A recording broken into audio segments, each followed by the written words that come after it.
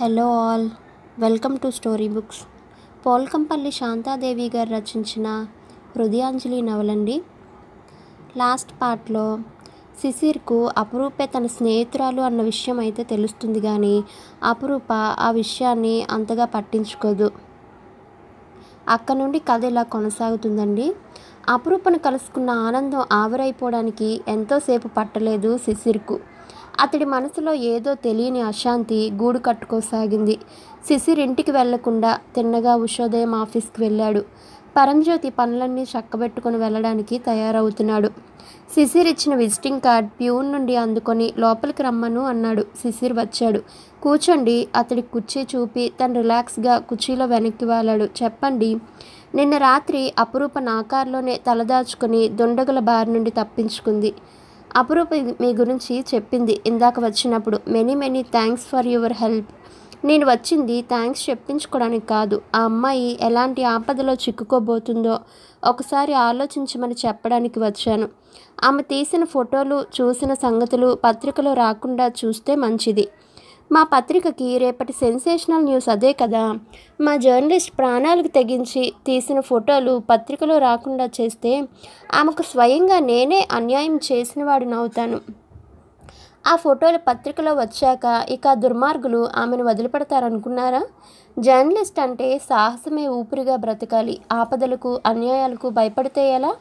విద్యావతి గురించిన యథార్థాలు మా పత్రికలో సీరియల్గా రావడం ప్రారంభం కాగానే ఫోన్లో బెదిరింపులు ప్రారంభమయ్యాయి. సీరియల్ ఆపేయకపోతే నన్ను, నా పత్రికని జంటగా లేపేస్తామని. అలా ఎవరి బెదిరింపులకో లొంగితే పత్రిక నడవడం శుద్ధ. ఈ ప్రపంచంలో రిస్క్ లేని పని ఒక్కటే, బూడిద పూసుకొని కాషాయం కట్టుకోవడం. మనిషికి ధైర్య సాహసాలుండడం మంచిదే, కానీ ఒక ఆడపిల్ల దుర్మార్గుల చేతిలో చిక్కి మాన ప్రాణాలు పోగొట్టుకునే ప్రమాదం స్పష్టంగా కనిపిస్తున్నప్పుడు ఆమెలో ధైర్య సాహసాలను పురుగొల్పడం వివేకవంతమైన పని కాదు, చురుగ్గా అన్నాడు శిశిర్. ఆనాడు గాంధీ, నెహ్రూల వంటి జాతీయ వీరులకు ఉరితాడు స్పష్టంగా కళ్ళ ముందు కనిపించే ఉంటుంది. అయినా వాళ్ళు బ్రిటిష్ సింహాసనాన్ని ఎదిరించడం మానలేదు.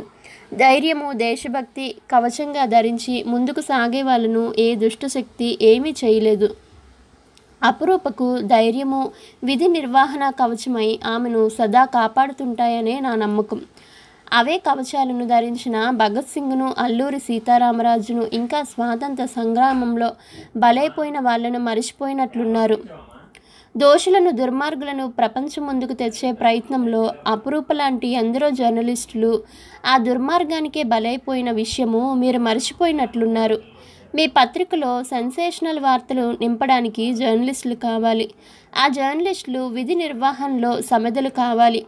కటిక నిజాలు వెలుగులోకి తెచ్చే గొప్ప పత్రికగా మీ పత్రికకి పేరు రావాలి.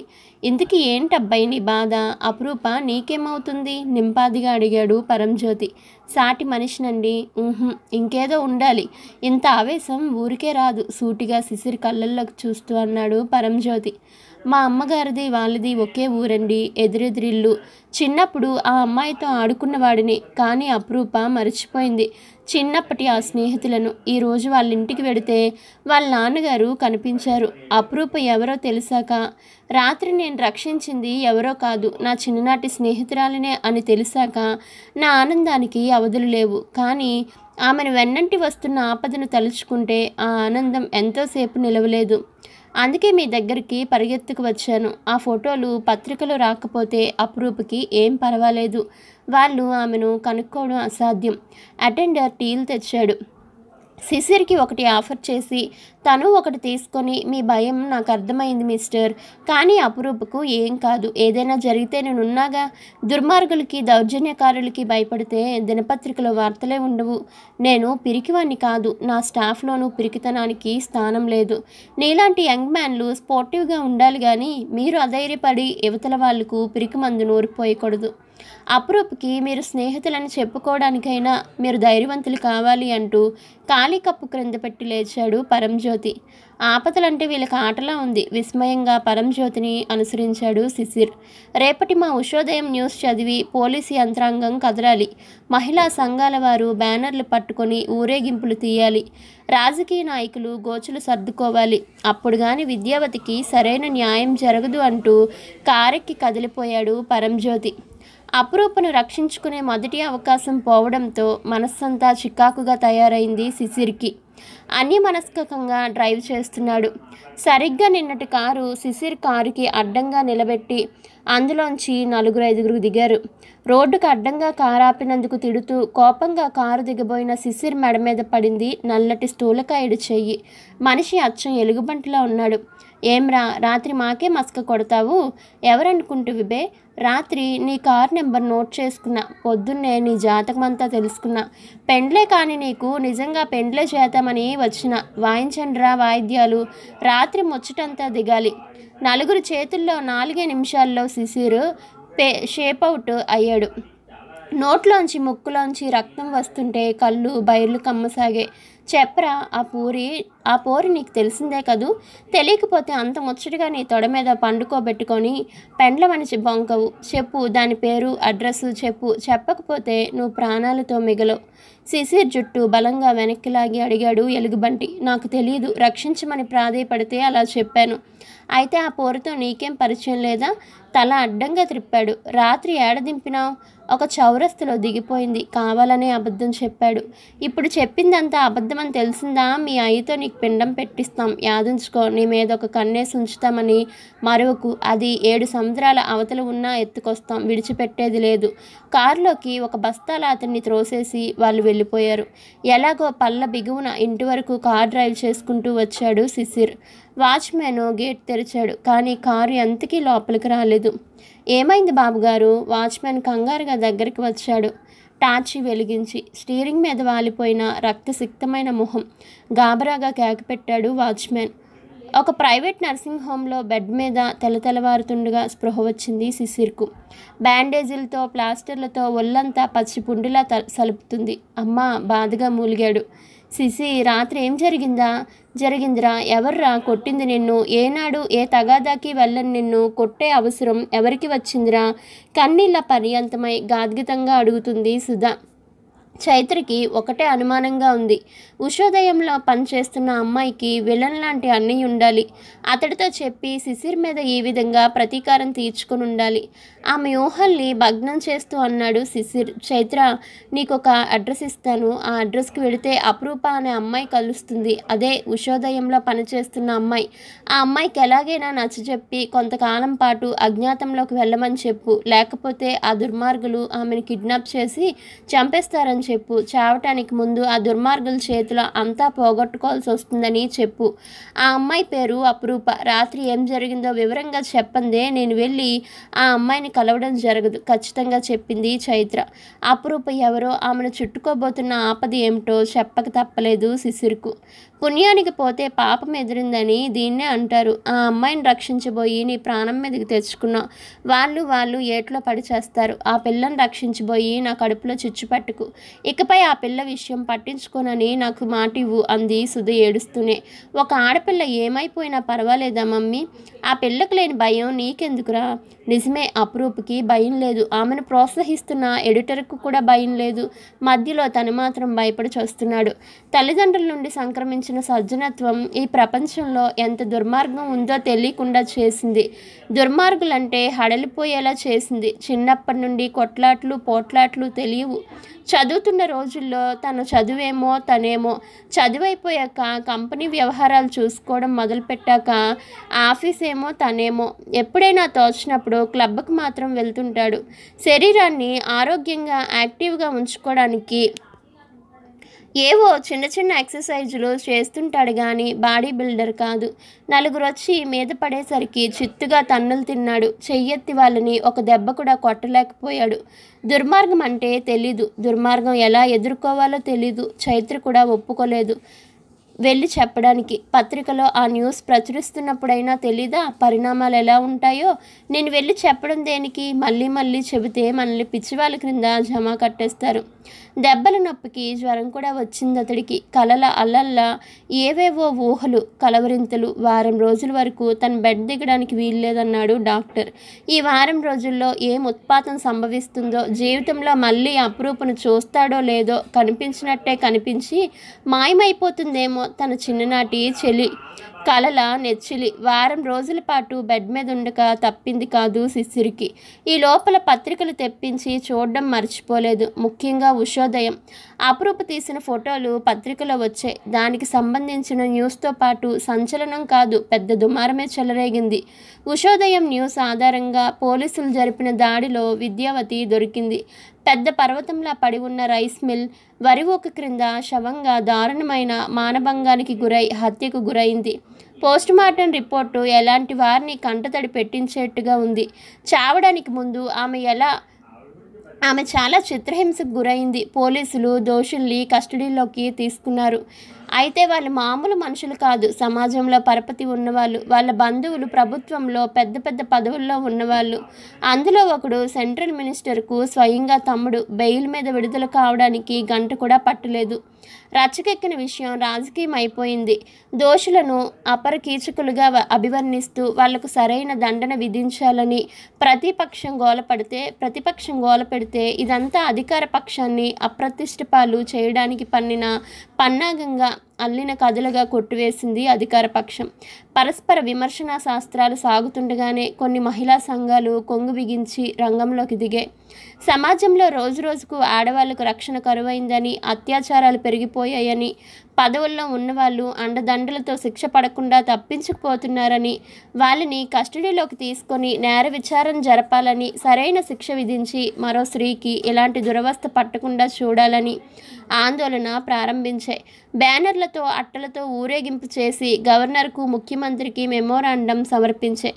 పరంజ్యోతి కోరుకున్నది అదే. అంతా అతడనుకున్నట్టుగానే సజావుగా సాగిపోతుంది. ఇంతవరకు చూస్తే అపురూప సాహసానికి ఫలితం దక్కినట్టే. కానీ అపురూప ప్రాణాలకు రక్షణ ఏది? శిశిర్ డిశ్చార్జ్ అయ్యి ఇంటికి వస్తూనే మొదట చేసిన పని అపురూపను కలుసుకోవడానికి బయలుదేరడం. రెస్ట్ పేరుతో కొన్నాళ్ళ పాటు అతడిని ఇంటి పట్టునుంచాలని శుద్ధి చేసిన ప్రయత్నాలు ఫలించలేదు. అపురూప క్షేమంగా ఉందని తెలిసేదాకా నా మనసులో ఉండదు అంటూ కారు తాళాలు తీసుకొని చకచకా వెళ్ళిపోతున్న కొడుకును వెర్రిమొహం వేసుకు చూసింది సుధ. చిన్నప్పుడు ఎప్పుడు ఆ పిల్లతో ఆడుకున్నాడేమో, అంత మాత్రాన ఆ పిల్ల మీద ఇంత అభిమానం, శ్రద్ధ ఏమిటో. ఆ శ్రద్ధ ఏమిటో తెలిసినప్పుడు సుధ రెస్పాన్స్ ఎలా ఉంటుందో మరి. అపురూప వాళ్ళింటి ముందు కారు ఆపి దిగబోతుండగానే కనిపించింది మూసిన తలుపులకు వేసిన తాళం, గోడకు వేలాడుతున్న టూలెట్ అన్న బోర్డు. ఈ సిటీలో ఏ ఇంటికి ఎవరొస్తున్నారో ఎవరు పోతున్నారో ప్రక్కింటి వాళ్లకు తెలియదు. వాళ్ళని అడగడం వేస్ట్ అనిపించి ఉషోదయం ఆఫీస్కు వెళ్ళాడు. ఎడిటర్ గారు 2 రోజుల నుండి ఆఫీస్కి రావడం లేదని, అపురూప వారం రోజుల నుండి సెలవులో ఉందని తెలిసింది. ఎడిటర్ గారి ఇంటి అడ్రస్ తీసుకుని బయలుదేరాడు శిశిర్. బాగా ధనవంతులైన లొకాలిటీ, పూర్వీకులు కట్టించినట్టుగా ఉన్న రాజప్రసాదం లాంటి ఇల్లు. గేట్ ముందు గోర్ఖా, వరండా మెట్ల మీద వాచ్మెన్, ఆవరణలో చక్కని పూలతోట. శ్రీమంతులకుండే హంగులన్నీ ఉన్నాయి. ఎంతో నిరాడంబరంగా, నిజాయితీగా కనిపించే పరంజ్యోతి గారి వెనుక ఇంతటి ఐశ్వర్యం ఉందంటే ఎవరికీ నమ్మశక్యం కాదు. విజిటింగ్ కార్డు లోపలికి పంపాక పరంజ్యోతి గారు రమ్మని కబురు చేశాక కానీ గోర్ఖా అతడిని లోపలికి వదలలేదు. నౌకరు వెంట ఉండి 2వ అంతస్తులో ఉన్న ఆయన గదికి తీసుకెళ్లాడు. పరంజ్యోతిని వాడిన మొహంతో బెడ్ మీద పడుకొని ఉన్నాడు. ఆయన నుదుటి మీద, మాడు మీద ప్లాస్టర్లు వేసి ఉన్నాయి. చూడగానే అర్థమైంది తనకు జరిగిన సత్కారం లాంటిదే ఆయనకి జరిగిందని. ఏమిటి సుస్థిగా ఉన్నారు, తల మీద మొహం మీద ఆ ప్లాస్టర్లేమిటి? మొన్నక ఘన సన్మానం జరిగిందిలే, కూర్చో శిశిర్. ఏ సందర్భంలో జరిగిందో చెప్పలేదు? సందర్భం నీకు తెలిసిందే, విద్యావతి గురించి సీరియల్ మా పత్రికలో వస్తుంది కదా, దానికన్నమాట సన్మానం. ధైర్యవంతులకి తప్పలేదన్నమాట. దెబ్బల సన్మానం. మరి మీ కవచాలు ఏమయ్యాయో? కవచాలు ఉన్నందువల్లే సాక్షాత్తు యమకింకరుల లాంటి మనుషుల చేతుల్లోంచి ప్రాణాలతో బయటపడ్డాను. అపురూప గురించి అడగడానికి భయమేసింది, ఏం వినాల్సి వస్తుందోనని. ఎలా జరిగింది ఇది? మా పత్రికలో వస్తున్న విద్యావతి యథార్థగాథ ఆపేయకపోతే జీవితంలో మర్చిపోలేని గుణపాఠం చెబుతామని ఫోన్లో బెదిరింపులు వస్తూనే ఉన్నాయి. ఆపేయలేదు సరికదా. మొన్న అపురూప తీసిన ఫోటోలు పత్రికలో వచ్చాయి. ఒక బాంబు పేలినట్టయింది. మేమిచ్చిన ఇన్ఫర్మేషన్ ఆధారంగా పోలీసులు విద్యావతిని కనుక్కున్నారు. కానీ అప్పటికే ఆమె ప్రాణాల్ని హరించారు ఆ దుర్మార్గులు. వాళ్లకు పొలిటికల్ సపోర్ట్ ఉంది. అరెస్ట్ అయిన గంటకే విడుదలయ్యారు. వస్తూనే నాకు ఈ సన్మానం చేశారు. పత్రికా ఆఫీస్ నుండి ఇంటికి వస్తుండగా అటాక్ చేశారు. నా దగ్గర లైసెన్స్డ్ రివాల్వర్ ఉంది. కానీ గుళ్ళుంచినప్పుడు గుళ్ళు లేని రివాల్వర్ని చూపి బెదిరించడంతో పారిపోయారు. నా దగ్గర ఆయుధం ఉంటుందని ఊహించలేదు వాళ్ళు. కత్తులతో పని జరిగిపోతుందని మీద పడ్డారు. హఠాత్తుగా నా చేతిలో రివాల్వర్ చూసి ఒకటే పరుగు. 5-6 కుట్లు పడ్డాయి తల మీద. కత్తి మరీ లోతుగా దిగితే మరి మాట్లాడేందుకు నేనుండేవాణ్ణి కాదు. మా లక్ష్మీ ప్రసన్నకుమారి మొహాన ఇంకా కొన్నాళ్ళు బొట్టు పెట్టుకోవాల్సిందేమో. కత్తి పైన పడింది. అపురూపను చూమంత చేసేశాను. అంటే 1-2 నెలల పాటు ఎవరికీ కనిపించదు. ఇందాక వాళ్ళ ఇంటికి వెళ్ళాను. టూలెట్ బోర్డు ఉంది. అవును, ఇల్లు మార్పించాను. వాళ్ళ ఫ్యామిలీ సేఫ్ కూడా చూడాలి కదా. మొన్న నేను ఇదే చెబితే పిరికివన్నని హేళన చేశారే. పైన డాగ తిరుగుతున్నప్పుడు కోడి తన పిల్లలను బయట వదిలేదు కదా. అమ్మయ్య, ఇప్పటికైనా ఒప్పుకున్నారు పైన డాగలు తిరుగుతున్నాయని. అపురూప కోడిపిల్ల లాంటిదని. సమయ విచక్షణ నాకు ఉంది. శిశిర్ నిజానికి అపురూప పులిపిల్ల లాంటిదే. కానీ అనువుగాని చోట అధికులం అనరాదు కదా. నా పత్రికలో పనిచేసే స్టాఫ్ యోగక్షేమాలు నావిగానే చూసుకుంటాను. అపురూప అంటే ఒక రవ్వ అభిమానం ఎక్కువే నాకు. ఎంతో ఆదర్శప్రాయమైన వ్యక్తిత్వం ఆమెది. ఆ రోజు నువ్వు వచ్చి అపురూప విషయంలో ఆతృత ప్రకటిస్తే నాకు లేదా అన్న కోపంతో అలా అన్నాను. కానీ ఆ క్షణం నుండే ఆమె రక్షణ బాధ్యత తీసుకున్నాను. అవును, నీ మొహం మీద ఆ గాయాలేంటి? సన్మాన సంఘం వాళ్ళు నన్ను వదిలిపెట్టలేదులేండి. ప్రస్తుతం నా జాతకము వాళ్ళ చేతిలో ఉంది అంటూ నర్సింగ్ హోమ్లో వారం రోజుల నుండి ఈరోజే డిశ్చార్జి అయిన విషయం చెప్పాడు. చూసావా, సక్రాలు చెప్పే బల్లి కుడితి తొట్టిలో పడి కొట్టుకుందట. అలా అయింది నీ పని. అపురూప జాగ్రత్త అంటూ నువ్వు పడ్డావు వాళ్ళ చేతుల్లో. మా పత్రికల వాళ్ళతో స్నేహం చేయడం ఎంత ప్రమాదకరమో ఇప్పుడు తెలిసింది కదా.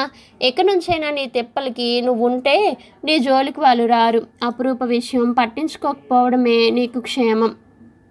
అపురూప్ అంటే తనకు వట్టి స్నేహితురాలు కాదని, ఆమె అంటే తనకు అంతులేని అపేక్ష అని, ఆమె నిరంతరం తన గుండెగుడిలో వెలిగే దీపమని, ఆమె స్మృతుల కారణంగానే మరో స్త్రీని భారీగా జీవితంలోకి ఆహ్వానించలేకపోయానని ఎలా చెప్పాలి ఈయనకు? అపురూప కొట్టిపారేసినట్టే ఈయన కొట్టిపారేస్తాడేమో. అపురూప తనను మళ్ళీ కలుసుకునే ప్రయత్నం ఏది చేయొద్దంటుంది.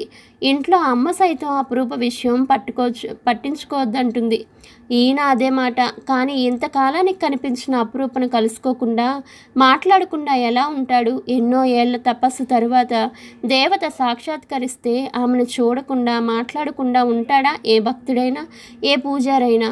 చిన్ననాటి సాన్నిహిత్యం మళ్ళీ ఆమె నుండి సంపాదిస్తే గానీ తన మనసు శాంతి పొందలేదు.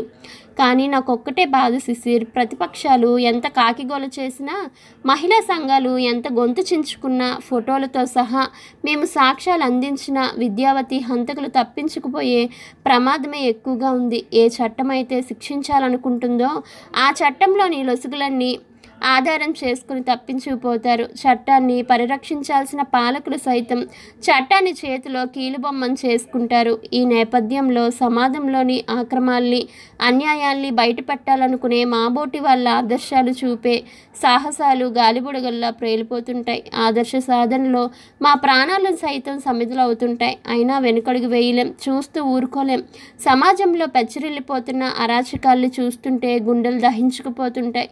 ఇదొక రకమైన చిత్రవద మాకు. ఫలితం లేనప్పుడు ఆదర్శాలు దేనికి? రిస్క్ తీసుకోవడం దేనికి? నలుగురితో పాటు నారాయణ అనుకోవడమే బెటర్ కదా. ఆదర్శాలు వేరు, మేం వేరు కాదు. కన్నుని కవచుకుండలాల్లా అవి మా జన్మ సిద్ధాంతాలు, మాలోని భాగాలు. వాటిని పోగొట్టుకుంటే మేము చాలా మామూలు మనుషులం అయిపోతాం. మామూలుగా జీవించడం అనేది మాబోటి వాళ్లకు అసాధ్యం.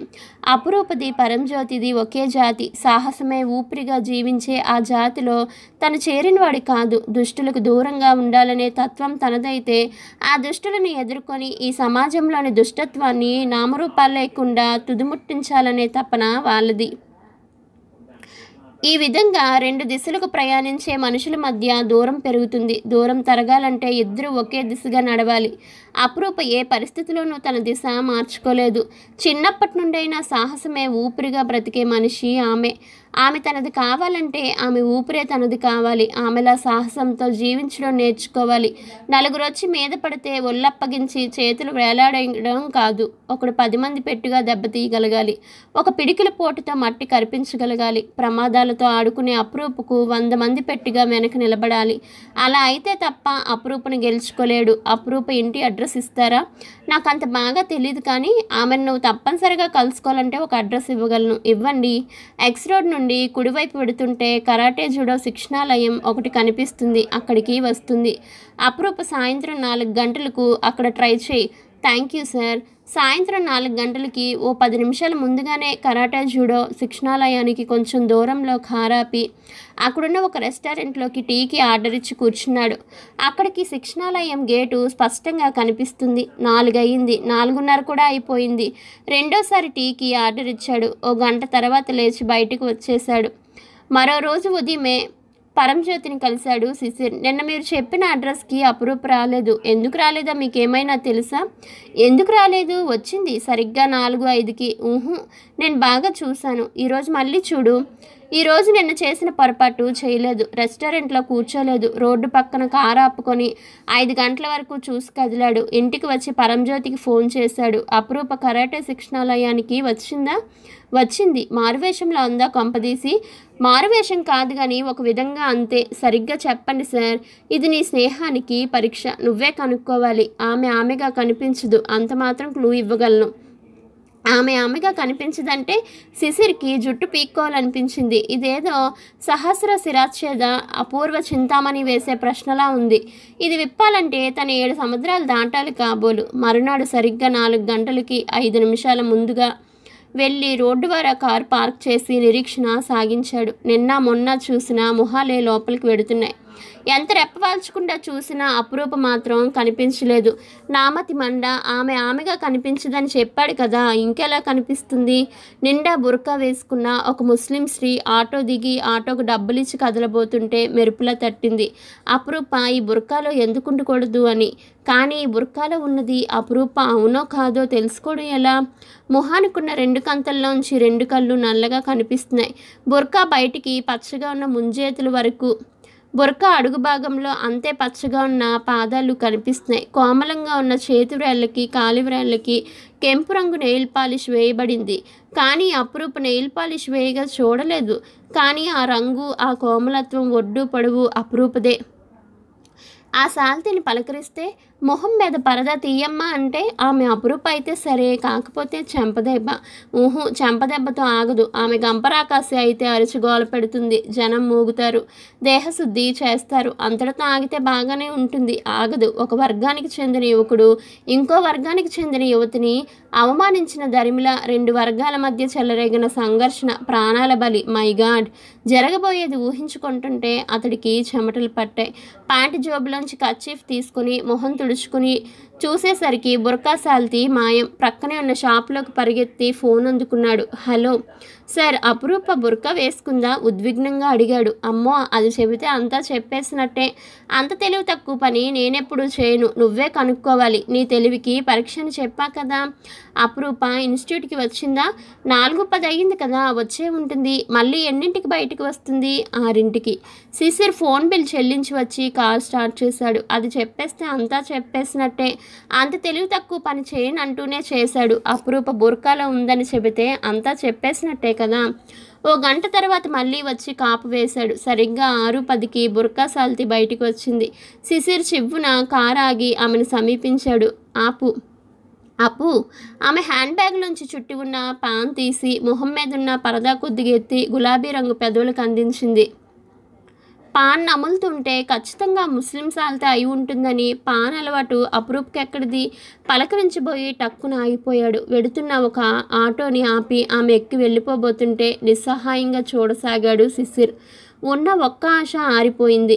ఇంకెలా అపురూపను కనుక్కోవడం? ప్రియా, అపురూప జీవితం అంతా నిన్ను వెతకడంతోనే గడిచిపోతుందా? నాకు ఎన్నో ఏళ్ల తర్వాత కనిపించావనుకుంటే ఆ సంతోషం శాంతం అనుభవించకముందే మాయమైపోయావు.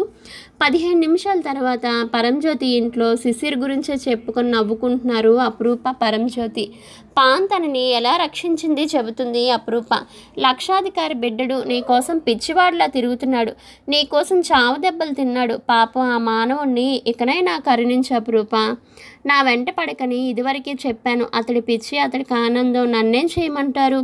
మరీ ఇంత నిర్దాక్షిణ్యం తగదమ్మా. అతడు నీ చిన్ననాటి స్నేహానుబంధాన్ని ప్రేమానుబంధంగా మార్చుకోవాలని తపన పడుతున్నాడు. కోరి వచ్చినందుకు చులకనయ్యాడు కానీ లేకపోతే అతడెత్తు ధనం పోసినా దొరికేవాడు కాదు. రూపవంతుడు, ధనవంతుడు. రూపం, ధనం ఇవేనా మగవాళ్ళ గొప్పతనానికి గీటురాళ్ళు? గొప్పతనం బుద్ధిలో ఉండాలి సార్. అతడి బుద్ధికి ఏమొచ్చింది? అతడు తన పేరు అడిగిన దగ్గర నుండి ముత్యాల షాపులో అతన్ని తను ఘోరంగా అవమానపరిచే వరకు చెప్పింది. పెద్ద రొమాంటిక్ హీరోలా వెంటపడ్డాడు. చిన్ననాటి స్నేహితురాలని తెలిసాక ప్లేట్ మార్చాడు. ప్రేమ పూజారిలా నా వెంట చక్కర్లు కొడుతున్నారు. ఎవరు ఏమిటో ఎంత దూరంలో ఉంచాలో నాకు తెలుసునండి. అతడే కదమ్మా ఆ వర్షపు రాత్రి నిన్ను ఆదుకుంది. అతడు కాకుండా ఇంకెవరైనా ఆ మాత్రపు హెల్ప్ చేసేవారులేండి. వయసులో ఆడపిల్లల్ని ఆట పట్టించడం అంత చెడ్డ పనేమీ కాదమ్మా. యవ్వనవంతులకు ఆరోగ్యకరమైన విషయం అది. ఆ మాత్రం సరదా పడకపోతే అతడేం మగవాడు? ఫోన్ మ్రోగింది. పరంజ్యోతి అందుకొని హలో శిశిర్ కనుక్కున్నావా అని అడిగాడు. కనుక్కున్నానండి. ఎవరిని? అపూర్వ చింతామణిలో దొంగ సన్యాసి మీరని, ఈ జన్మలో పరంజ్యోతి మీరై పుట్టారని. చంపేశావు కదయ్యా. అంత పని నేనేం చేశాను? ఆమెగా ఉండరని చెప్పి నన్ను కన్ఫ్యూజన్లో పెట్టారు. ఇంకెలా ఉంటుంది? సీసాల భూతంలానా? బుర్కాలో ఉంటుందయ్యా. అది అయిందిలేండి. ఒక బుర్కా సాల్తీని అపురూపాన్ని పట్టుకోబోయాను. సరిగ్గా అప్పుడే ఆమె పాన్ తీసి నోట్లో వేసుకొని నన్ను రక్షించింది. లేకపోతే నాడు రోడ్డు మీద నా గతి ఏమయ్యేదో. రేపు ఆ బుర్కా సాల్తీని అనుసరించు. రోడ్ సైడ్ రోమియోనని ఆమె నన్ను పోలీసులకు పట్టివ్వడానిక? పరంజ్యోతి ఫోన్ అందించాడు అపురూపకు మాట్లాడమని కనుసైగ చేస్తూ. 3 రోజుల నుండి మీరు చేస్తున్న పని అదేగా? అపురూప, నువ్వేనా? అతడి గొంతులో ఆశ్చర్యం, ఆనందం. 3 రోజుల నుండి నన్ను చూస్తున్నావంటే ఆ బుర్కా? ఏ బుర్కానో రేపు చెబుతాను. మరునాడు 4 వచ్చేసి నిరీక్షించసాగాడు శిశిర్. 5 నిమిషాలు కూడా కాలేదు. ఆటో దిగింది. నల్లటి బుర్కా ఆటోకు డబ్బులిచ్చేసి ఎదురుగా ఉన్న వీడియో షాపులోకి వెళ్ళింది. షాప్ అతన్ని క్రొత్తగా రిలీజ్ అయిన వీడియో క్యాసెట్స్ అడుగుతుండగా వెనక నుండి వచ్చి చేయి పట్టుకున్నాడు శిశిర్. ఇప్పుడు ఎలా తప్పించుకుంటావు? క్యారే బద్మాష్. ఆ కంట అపురూపది కాదు, కర్కశంగా సంస్కారహీనంగా ఉంది. బుర్కాలోంచి కనిపిస్తున్న ముంజేతులు, పాదాలు చామంచాయిగా ఉన్నాయి. కాలువ్రాళ్ళకి మట్టలు కూడా ఉన్నాయి. నెత్తిన పిడుగుపడ్డట్టుగా బిగిసిగిపోయాడు శిశిర్. సారీ మేడం, నాకు తెలిసిన అమ్మాయి ఇదే బుర్కాలో ఉంటుంది. సారీతో శాంతపడలేదు భూబమ్మ. భయంకరంగా తిట్లదండకం మొదలైంది. షాపువాడు సాహెబ్ నిప్పుకు గాలితోడైనట్టుగా ముందుకు లంఘించి శిశిర్ కాలర్ పట్టుకున్నాడు. జనం మూగి దేహశుద్ధి జరగబోతున్న తరుణంలో సరిగ్గా అప్పుడే ఆటో దిగిన అపురూప ఆటోకు డబ్బులు ఇవ్వడం కూడా మర్చిపోయి పరిగెత్తుకు వచ్చింది. క్షణంలో తెలిసిపోయింది శిశిర్ చేసిన పొరపాటేమిటో. ఈయన నాకు తెలిసినవాడే, కొంచెం మెంటల్, క్షమించి వదిలేయండి. మృదువుగా అందరికీ నచ్చజెప్పి శాంతింపజేసి అతడు చేయి పట్టుకొని బయటికి తీసుకువచ్చింది. వస్తున్న నవ్వు నాపుకొని అయ్యిందా అయ్యగారి బుర్కా వేట అంది. ఇంకా దడ వదలలేదు. భయం పోలేదు. నోట్లోంచి మాట రాలేదు. భక్తరామదాసు 12 ఏళ్ల బందీఖానంలో గడిపాడు. ఎందుకో తెలుసా? క్రితం జన్మలో అతడు రామచిలుకని పంజరంలో బంధించాడట. చేసిన పాపం ఊరికే పోదు మరి. పార్క్లో నాకు చేసిన అవమానానికి ఇప్పుడు పరిహారం జరిగింది. అలాగే ఆ వర్షపు రాత్రి మీరు చేసిన ఉపకారానికి నేను ప్రత్యుపకారం చేశాను. రుణ విముక్తి పొందాను. నాకు జరిగిన పరాభవం నీకంత సంతోషాన్ని కలిగిస్తుందా? క్షీణస్వరంతో అడిగాడు. సంతోషం కాదు కానీ ఎవరు చేసిన కర్మ వారు అనుభవించక తప్పదు అని పాడుకోవాలనిపిస్తుంది. కారుకి ఉడాయించండి. ఇంకా ఇలాగే నిలబడితే మనిషి శుభ్రంగానే ఉన్నాడే అని కర్రలు కత్తులు పట్టుకొని పరిగెత్తుకు రాగలరు అంటూ కారు తలుపు తెరిచి అతన్ని లోపలికి త్రోసింది. అతడు ఇంకా తేరుకోకముందే బాయ్ బాయ్ చెప్పి వెళ్ళిపోయింది అపురూప. ఇది నువ్వు వస్తే ఇమ్మని ఇచ్చి వెళ్ళాడు శిశిర్ అంటూ ఒక కవర్ అందించాడు పరంజ్యోతి. చించి చదవసాగింది అపురూప. ప్రేమలేఖ కాదే, కామోసు. ప్రేమలేఖ కామోసు ఏకాంతంలో చదువుకుంటే చాలా మధురంగా ఉంటుంది తమాషాగా అన్నాడు. చదవడం ఆపలేదు అపురూప. సఖి అపురూప, ఇదేమిటో ప్రబంధాలలో సంబోధనంలా ఉందనుకుంటున్నావా?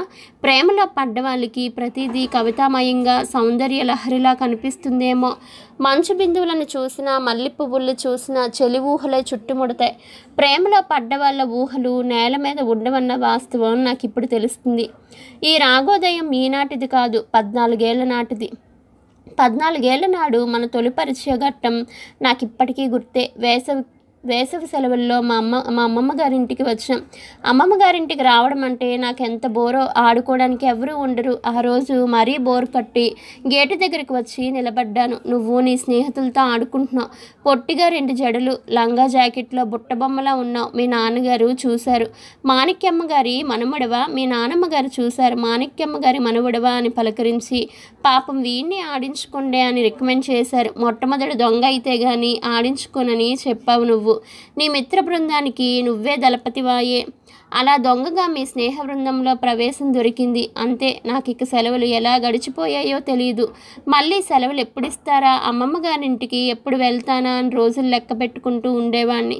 చిన్ననాడు మసలిన ప్రదేశాలు, చేసిన స్నేహాలు, ఆడుకున్న ఆటలు, ప్రదర్శించిన సాహసాలు మనసులో చెదరని ముద్ర పడతాయి. పెద్దయ్యాక అవి అపురూపమైన స్మృతులుగా మిగులుతాయి.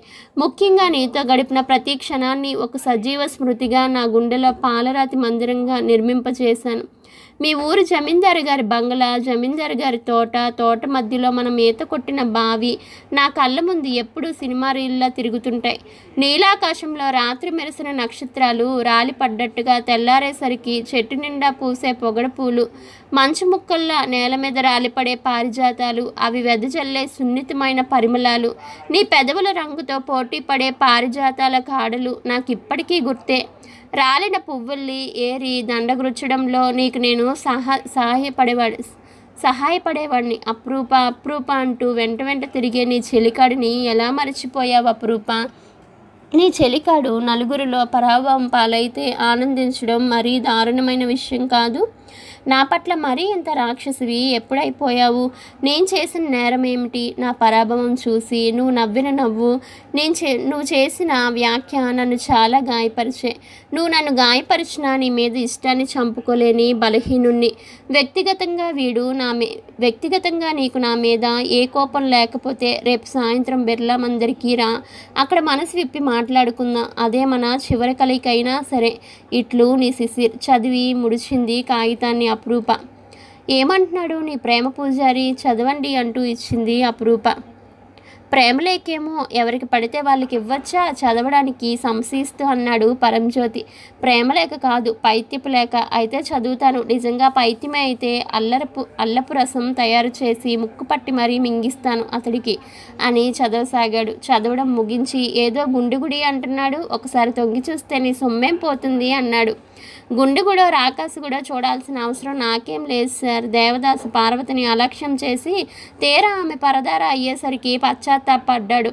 చివరికి ప్రాణాలే పోగొట్టుకున్నాడు. దేవదాసు చేసిన పనిని ఇప్పుడు నువ్వు చేస్తున్నావని నా నమ్మకం.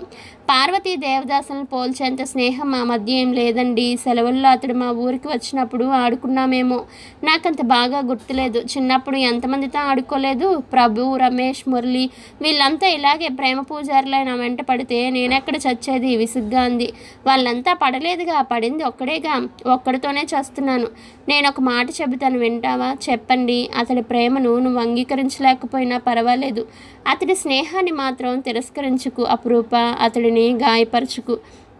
అతడిని గాయపరచకూడదని నన్ను గాయపరచుకోమంటారా? గుండె గాయం ఎప్పుడవుతుందో తెలుసా? ప్రేమించినప్పుడే అవుతుంది. ప్రేమ ఎరుగని హృదయం రాతితో సమానం. మా ఆంటీ లక్ష్మీ ప్రసన్న కుమారిని ఇలాగే వెంటపడి వేధించుంటారు. అందుకే ఆమె గుండె గురించి, గాయాల గురించి బాగా తెలుసు. ఆ అనుభవంతో ఈ ప్రేమ పూజారికి సపోర్ట్గా మాట్లాడుతున్నారు. అతడి తరపున ఆలోచించడం కంటే నీ తరపునే ఎక్కువగా ఆలోచిస్తున్నాను అపురూప. నీ తండ్రి వయసువాడిని. నువ్వంటే నాకు పుత్రికా వాత్సల్యం. నీకు యుక్త వయసు వచ్చింది. రేపో మాపో పెళ్లి పల్లకీలో ఊరోగిపోవలసిన ఊరేగిపోవలసిన దానివి. అదృష్టవశాత్తు పెళ్లి పల్లకే నీ ముందుకు వచ్చింది. పల్లకిలోంచి వరుడు ఆర్తిగా నీ కోసం చేయి చాచి పిలుస్తున్నాడు. సంశయించగా అతడు చెయ్యి అందుకున్నావా? పెళ్లి పల్లకి పూల పల్లకి అవుతుంది. అతడి సాహచర్యంలో నీ జీవితం సౌభాగ్యం అవుతుంది. అతడు కావాలని నేను గాఢంగా అనుకున్నప్పుడు అలాగే అతడు చెయ్యి అందుకుంటానండి. అంతవరకు అతడు సహనంతో నిరీక్షించగలిగితే కథ ఇంకా కొనసాగుతుంది.